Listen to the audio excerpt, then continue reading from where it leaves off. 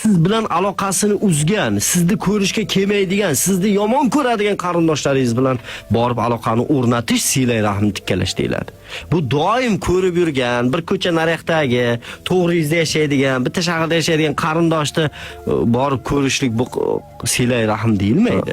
Qarindosh urug'dan xabar olmaysanmi desa, biznikilar nima deydi? Vaqtimiz yo'q deydi.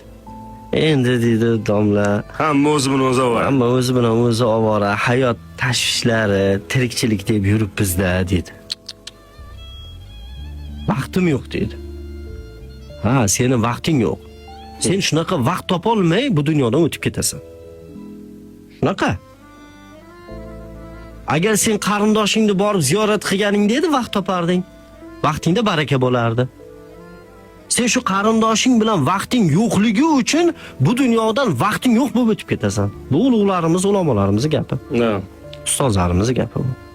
Qarindoshlar bilan aloqani o'rnatib, ya'ni qarindoshlar bilan silay rahmni tikkalab, qarindoshlarga mehr bergan, qarindoshlarni doimo ziyorat qilgan insonlarni Akmal aka, bittasini ko'rsating, hayotda juda yomon rasvo yashayapti deb, unaqa yo'q.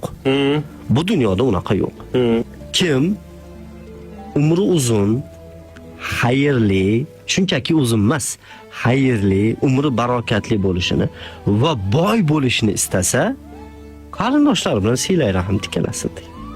Qarindoshlaridan xabar olsin, qarindoshlar bilan aloqalarini o'rnatsin, mustahkamlasin, mehr oqibat bersin degan. Bu gapni ulamolarimiz aytadiki, ulug'larimiz buni borku, teskarisi qanday bo'ladi? Qarindoshlari bilan aloqani uzgan inson milliarder bo'lsa ham, demak u boy emas, demak uning umrida baraka yo'q, xayr yo'q. Va puli ko'p bo'lishi mumkin, lekin u boy emas. Boylik bilan puli ko'plik boshqa narsa. Buni aqli raso, dono insonlar bilishadi. Aqli noqislar, puli ko'p boyda endi deydi, unaqa emas.